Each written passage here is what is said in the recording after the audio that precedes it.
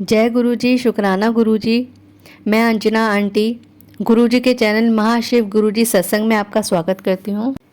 सत्संग शुरू करने से पहले गुरुजी का ध्यान करेंगे। ओम नमः शिवाय, शिवजी सदा सहाय। ओम नमः शिवाय, गुरुजी सदा सहाय। जय गुरुजी, शुक्राना गुरुजी। आज का सत्संग नरेश गुप्ता अंकल जी का है। अंकल जी बताते हैं कि मैं फारूक नगर का रहने वाला हूँ, जो गुड़गांव से 22 किलोमीटर दूर है। साल 2004 में मुझे गुरुजी के दर्शन का अवसर प्राप्त हुआ, जब मेरा छोटा भाई दीपक गुप्ता, जो नोएडा का रहने वाला है, मुझे एम्पायर स्टेट लेकर गया। गुरुजी के छोटे मंदिर जाना हमारा भगवान शिव से पहली बार मिलना था। गुरुजी के पहले दर्शन संतोषप्रद थे। वास्तव में गुरुजी में भगवान शिव को देख पाया और गुरुजी के माथे पर मैंने शिवलिंग देखा। गुरुजी के चरण कमल स्पर्श करने से ही मेरे हाथों में दिव्य सुगंध आने लगी। यह इतना अद्भुत अनुभव था कि मेरे सार्वजनिक परिवहन लेकर नियमित रूप से सप्ताह में एक बार जाना आरंभ कर दिया। गुरुजी के दर्शन प्राप्त होने से पहले मैं मंदिरों के चक्कर लगाया करता था, पर मुझे शांति नहीं मिलती थी। गुरुजी की शरण में आने के बाद मैं सारे मंदिर भूल गया और बस गुरुजी भगवान शिव में लीन हो गया। जैसे एक भूखे व्यक्ति को खाना मिल जाए तो वह कैसे खुश हो जाता है, वैसे ही खुशी मुझे गुरुजी के दर्शन, लंगर और चाय प्रसाद से मिलती। फारूक नगर के निवासियों को गुरुजी के बारे में पता चला। एक और निवासी ने भी दर्शन के लिए जाना आरंभ कर दिया। क्योंकि उसके पास स्कूटर था, मैं उसके साथ जाने लगा। जैसे जैसे समय बीतता गया, मेरे इलाके में संगत बढ़कर करीब 10 हो गई। जल्द ही हम टैक्सी भाड़े पर लेकर आराम से गुरुजी के यहाँ जाने लगे। गुरुजी ने संगत के सभी लोगों पर कृपा की और मेरे तथा मेरे परिवार पर अपना प्रेम व आशीर्वाद बरसाया।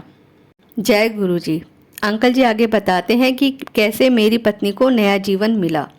साल 2005 में दिवाली के त्यौहार पर मेरी पत्नी किरण को डेंगू हो गया। चिकित्सकों ने सुबह करीब 10 बजे इसका डायग्नोसिस किया और मैंने तुरंत अपने भाई दीपक को फ़ोन किया। वह उस समय बड़े मंदिर जा रहा था।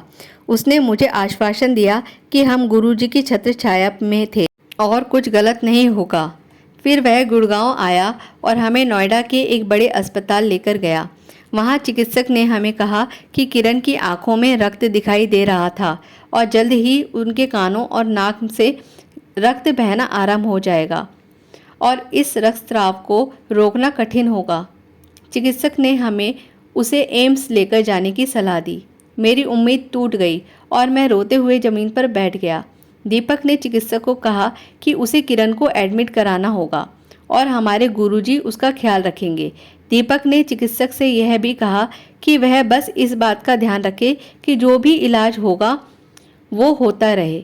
बहुत दबाव डालने पर अंत में किरण को वहाँ एडमिट किया गया और हमें उसके लिए रक्त, प्लेटलेट्स और प्रबंध करने के लिए कहा गया।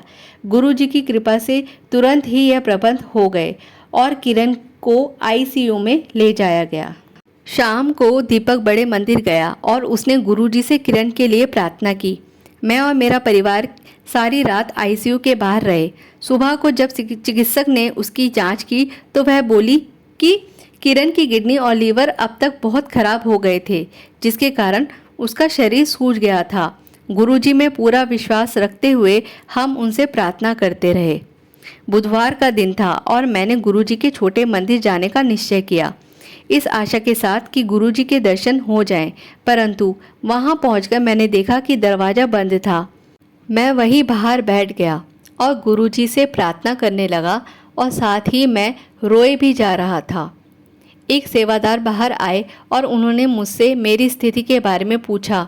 जब मैंने गुरुजी के दर्शन करने के लिए कहा तो वह बोले कि गुरुजी केवल संगत वाले दिन ही मिलेंगे और उनके दर्शन के लिए मुझे बृहस्पतिवार से रविवार के बीच में किसी दिन आना होगा। मैंने उनसे कहा कि मैं इस बात से अवगत था और मैंने उनसे वहाँ कुछ और देर बैठे रहने के लिए निवेदन किया। वह मान गए और उन्होंने मुझे सुझाव दिया कि गुरुजी से कनेक्ट करने के लिए मुझे बड़े मंदिर जाना चाहिए था। गुरुजी बड़े मंदिर में हमेशा विद्यमान रहते हैं, उन सेवादार ने कहा। फिर वह अंदर चले गए और कुछ ही देर में दोबारा बाहर आए, मुझसे मेरा नाम और समस्या पूछने।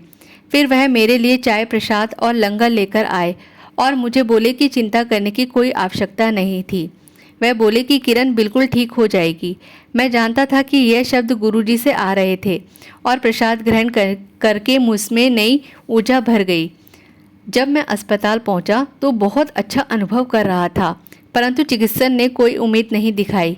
उन्होंने परिस्थिति में ऐसे समझाई, कोई चाहे 7वें माले से गिरे या 5वें माले से, मौत तो निश्चित थी।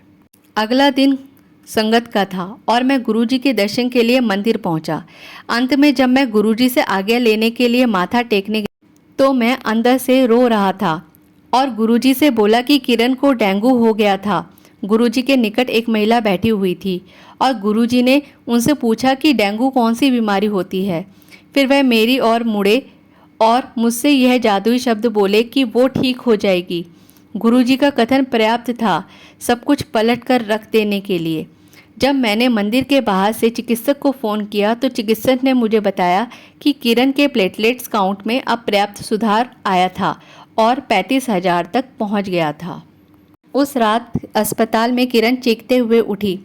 जब नर्स उसे देखने गई तो उसने नर्स को मुझे आईसीयू में लेकर आने को कहा। मेरे अंदर जाने पर किरण ने मुझे अपने सपने के बारे में बताया कि 2 काले व्यक्ति उसे अपने साथ ले जाना चाहते थे। उसने मुझे और परिवार के अन्य सदस्यों की मदद के लिए पुकारा, पर हम लोगों ने कुछ नहीं किया और बस वहाँ खड़े रहे। फिर उसने गुरुजी से मदद मांगी। गुरुजी आए और उन लोगों से बोले, छड्डो एनु, यानी छोड़ो इसे। गुरुजी के ऐसे दृढ़ता से आदेश देने पर वह दोनों तुरंत चले गए। हमें बोध हुआ कि गुरुजी किरण को बचाने और आशीर्वाद देने अस्पताल आए थे। अगले 15 दिनों में किरण पूरी तरह से स्वस्थ हो गई। जल्द ही उसे डायलिसिस की आवश्यकता भी नहीं रही। छुट्टी देते समय चिकित्सक ने उसे हर 3 महीनों में नियमित रूप से स्वास्थ्य जांच के लिए आने की हिदायत दी। गुरुजी की कृपा ने मेरे परिवार को एक बहुत कठिन समस्या से निकाला। किरण ठीक थी और हमने गुरुजी के मंदिर नियमित रूप से जाना प्रारंभ कर दिया। जय गुरुजी, शुक्राना गुरुजी। आगे अंकल जी बताते हैं कि कैसे उनकी पत्नी की उच्च ब्लड शुगर का उपचार किया। ऐसे ही एक त्रैमासिक जांच के लिए जब किरण चिकित्सक के पास गई तो उसने कहा कि वह कमजोरी में अनुभव कर रही थी। चिकित्सक ने उसे ब्लड शुगर की जांच कराने को कहा।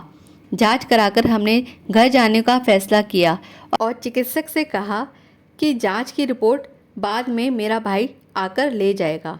घर जाते समय हमने गुड़गांव में कुछ जलपान भी किया।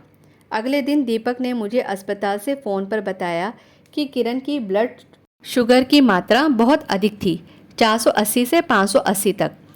डॉक्टर की सलाह थी कि इंसुलिन के इंजेक्शन के लिए किरण को तुरंत किसी स्थानीय अस्पताल में जाना चाहिए।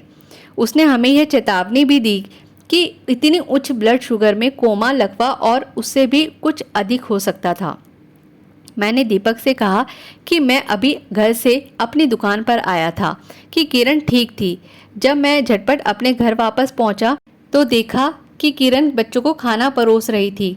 मैंने उससे पूछा कि क्या वो ठीक थी और उसने कहा कि वह बिल्कुल ठीक थी। जब मैंने यह दीपक को बताया तो उसने मेरी बात डॉक्टर से कराई। डॉक्टर ने फिर कहा कि हमें जल्दी से कोई स्थानीय अस्पताल जाना चाहिए क्योंकि नोएडा तक आना किरण के लिए संकटपूर्वक हो सकता था और किरण की ब्लड शुगर जांच कराने को भी कहा। हमने जांच कराई तो पाया कि उसकी ब्लड शुगर बहुत अधिक थी। इस पर चिकित्सक ने कहा कि उसे तुरंत अस्पताल में एडमिट हो जाना चाहिए। पर उस शाम हमें गुरुजी के यहाँ जाना था। हम संगत में गए जहाँ हमने लंगर प्रसाद ग्रहण किया जिसमें खीर और लड्डू भी थे। ब्लड शुगर के मरीज के लिए यह हानिकारक होते हैं, पर गुरुजी की शरण में तो यह आनंदमय प्रसाद है।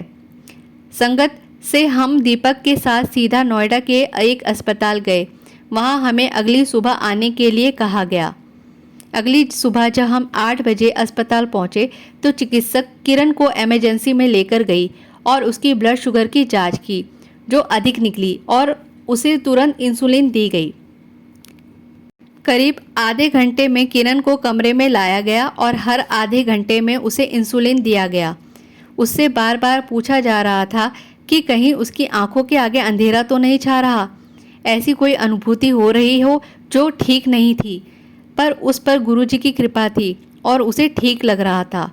इंसुलिन की इतनी भारी मात्रा के कारण जल्द ही उसकी ब्लड शुगर गिर गए 77 पर आ गई, जिसने फिर डॉक्टरों को चिंता में डाल दिया। कुछ समय के लिए किरण को ग्लूकोज चढ़ाया गया, जिससे फिर उसकी ब्लड शुगर बढ़ गई। ब्लड शुगर के इतने उतार चढ़ाव के कारण हमें अस्पताल में 1 हफ्ता रुकना पड़ा।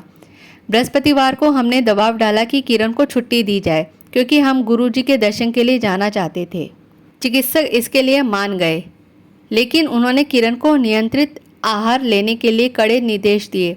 साथ ही इंसुलिन का नित्य कर्म दिया गया, जिसका कड़ाई से पालन करना था, क्योंकि हमें गुरुजी के दर्शन और प्रसाद प्राप्त हुए थे। हमने उनसे प्रार्थना की कि किरण को इंसुलिन की इंजेक्शन बंद हो जाए। गुरुजी की कृपा से करीब 1 महीने में किरण ने इंसुलिन लेना बंद कर दिया और उनका स्वास्थ्य ठीक हो गया। आज गुरुजी की कृपा से किरण एक स्वस्थ और खुशहाल जीवन व्यतीत कर रही है। वास्तव में जो भी सत्संगत बड़े मंदिर जाती है और गुरुजी से जुड़ती है,